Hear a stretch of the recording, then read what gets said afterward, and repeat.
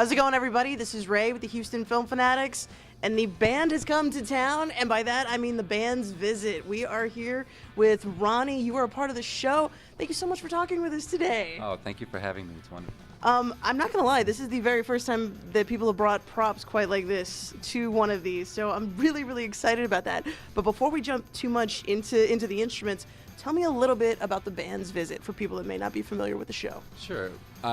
The show is a very human show. It's basically an Egyptian orchestra, the Alexandria Ceremonial Police Orchestra, is invited to perform at a town in Israel. And a mix-up at the bus station has them go to another town with a similar name, but population probably 100. And so they miss the bus in that small town. The locals take them in. And what happens after that is the story unfolds through music, through personal relations, through a connection of communication and being human. Now, who do you play in the show? I play the role of Kamal. He's one of the musicians in the orchestra who's quite eager to get out of this town. So he's trying to get in touch with his embassy, trying to kind of go over his superior's head to say, you know, I want to get us out of here right now. And so I'm hanging out with our friends, and I developed this interesting relationship with one of the other characters in the show, who's the telephone guy waiting for his girlfriend to call for a very long time. Well, I'm not gonna lie, the soundtrack to the show is so unique and it's so emotional and beautiful. Which I mean, we have to talk about the instruments here. First off, tell me a little bit about this instrument that you have here. Well, this instrument is called in Arabic al-oud, and the English term would be lute. And in fact, the word lute, a lute, comes from al-oud. And about the 9th century, this instrument came from Iraq, the Mesopotamian region. In the 9th century, it was taken to Spain by way of a gentleman named Ziryab. And in Cordoba, Spain, it developed and became the European lute, and then it became the guitar. So it's the great-great-grandfather of the guitar. This is a gorgeous instrument right here, especially if you see it up close and all the detail and everything. Now, so do you play this in the show? I do, and that's what's really unique, actually, is David Yazbek, who composed the score with instrumentation from the Middle East in mind, and this is instrumentation that they would use in an Egyptian orchestra. And to my knowledge, probably the first time my instrument that I grew up playing is featured in a Broadway production, along with other percussion instruments. There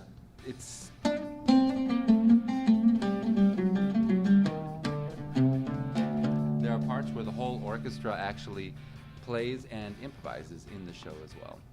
That is amazing. So does, like, all of the band in the band's visit, are they all playing their own instruments? And they are all first-class musicians, really a spectacle. When you come to see this show, it's not just a show, it's like half show, half concert, because we actually get to play a lot of instrumental pieces as a part of the show.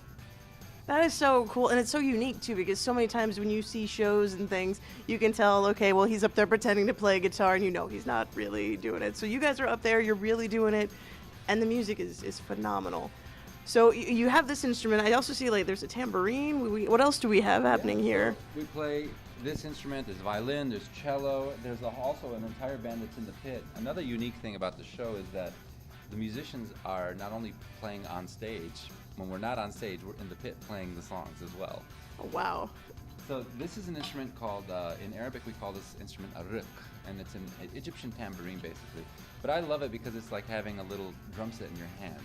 So you've got a low tone, you have a high tone, and a slap, and little jingles, and it's a lot lighter than a drum set. So when you're playing it, you can mix all of those tones together.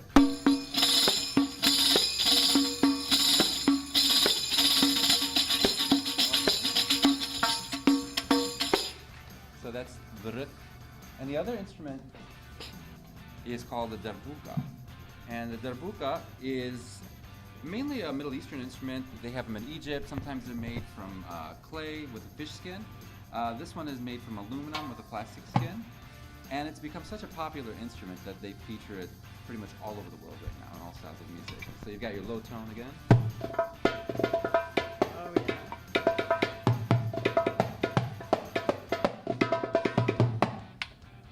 That is so cool.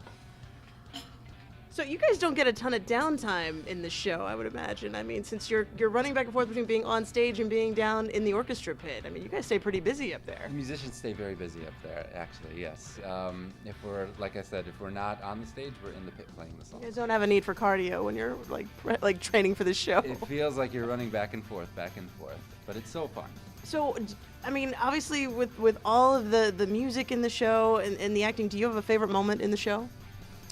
Gosh, that's hard to say. One of my favorite moments, though, I will say, is where the band finally gets together in the cafe area, and we just look at each other and said, okay, we're bored, we're here, what do? Let's just play a song. And so we play an instrumental, and it's one of my favorite parts in the show because you really get to cut loose. We improvise, so every night is a different piece. And a lot of it is because David Yazbek, the composer, actually built in improvisation into the songs. And he wanted to hear something different every night. And like I said, I'm just thrilled that we're able to showcase instruments from the Middle East. This is art, this is culture from the Middle East. This is another perspective that people don't see of the Middle East. I love that. So you could be getting a slightly different show every night when you guys are up there kind of having this little jam session. Absolutely, exactly. That is so fun. Well, in your own words, what do you think is the main reason that people need to come and see the band's visit? The main reason is, I would say, if you don't know anything about this region, you will definitely learn something. But a more important reason is it's a very simple story that talks about communication, talks about healing, talks about empathy towards one another. And these are things I think that are very universal in humanity in general. And I think we just need more of it today, especially since we're living in quite a divisive world today. And I think seeing a story like this could help open our minds and our hearts. Well, I could not agree more. This show has won a ton of Tonys. It is absolutely mind-blowing. You're going to have such a good time watching these guys. Now, the show is playing at the Hobby Center. It's playing now through February 2nd, so you only got a little bit of time left to get out there and check these guys out. Their amazing talent, all the instruments, the beautiful music in the show. Tickets are on sale now at thehobbycenter.org, so definitely please check out the band's visit. Thank you so much for talking with us today. Thank you for having me, Lily. All right, well, we will catch you guys next time. This has been Ray with the Houston Film Fanatics, Sunny 99.1, and we'll catch you guys next time.